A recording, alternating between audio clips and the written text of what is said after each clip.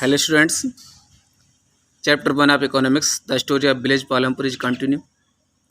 This is the 7th video of the chapter.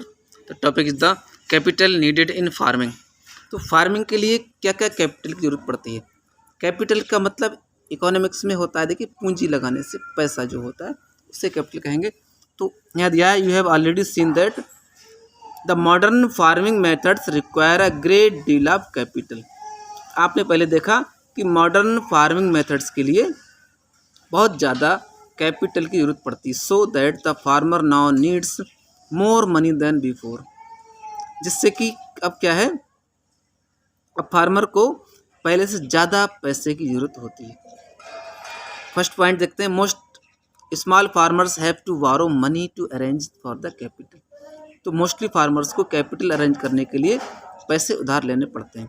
दे बारो from large farmers, वे बड़े किसानों से उधार लेते हैं, और द विलेज मनी लेंडर्स, या गांव के जमींदार से उधार लेते हैं, या द ट्रेडर्स, उस व्यापारी से उधार लेते हैं, उस supply various inputs for cultivation, जो कल्टीवेशन के लिए बहुत सारे इनपुट्स सप्लाई करता है।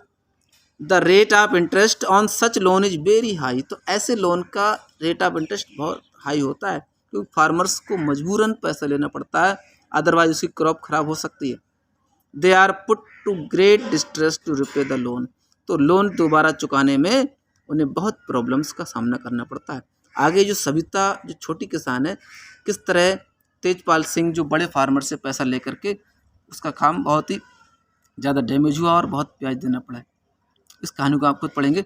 तो सेकंड पॉइंट पे आते हैं class, in contrast to the small farmers, small farmers के contrast the medium and large farmers have their own savings from farming. अब मीडियम और बड़े जो फार्मर्स हैं ना, उनके पास आगे की खेती की बुवाई के लिए और खर्च के लिए अपनी बचत होती है। They are thus able to arrange for the capital needed. इस तरह वो कैपिटल की ज़रूरत के लिए खुद अरेंज कर पाते हैं। How do these farmers have their own savings. किस तरह इन फार्मर्स की अपनी ही बचत होती है। You shall find the answer in the next section. तो इसका आंसर आप खुद पढ़ेंगे, किस तरह वो बचत इनकी हो जाती है। तो ये डिस्कस करना है, फिलअप्स आपको खुद फिल करने होंगे स्टूडेंट्स। 7 पॉइंट दी है, sale of surplus farm products. तो सरप्लस क्या होता है, बचा हुआ, बचत जो भी हो रही है किसान की, उस प्रोडक्ट को बिक्री की जाती है। Let's suppose that the farmers have produced wheat on their lands using the 3 factors of production. Production के तीनों फैक्टर्स का यूज करके फार्मर्स अपनी प्रोडक्शन को इंक्रीज करते हैं।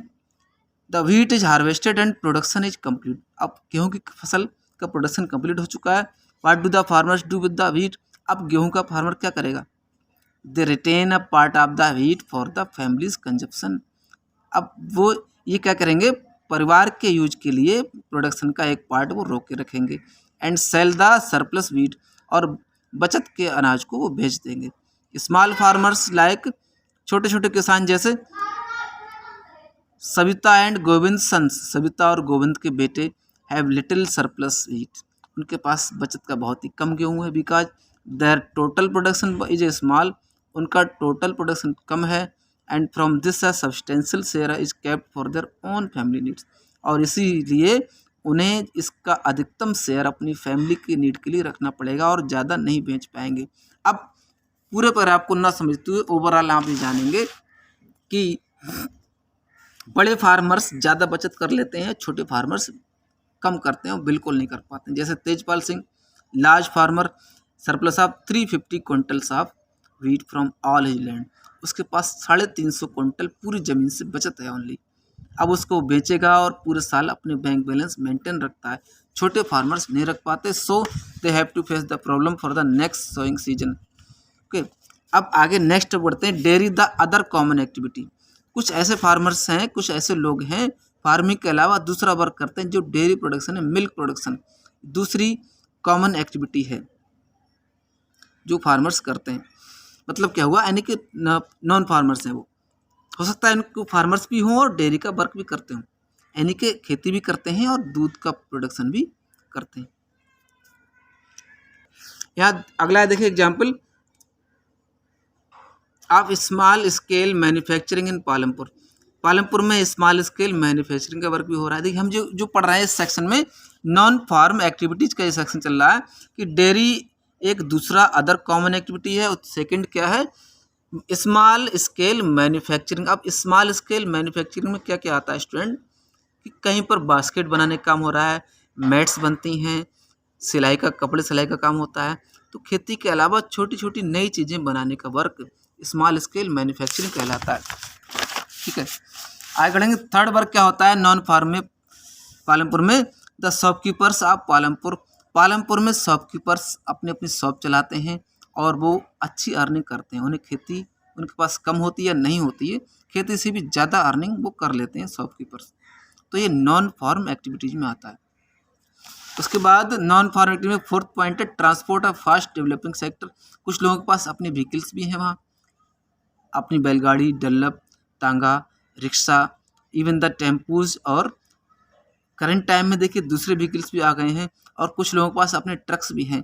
तो इस तरह ट्रांसपोर्ट वर्क करके वो इनकम को इंक्रीज करते हैं। ठीक है, तो ये नॉन फार्म एक्टिविटीज हो गई।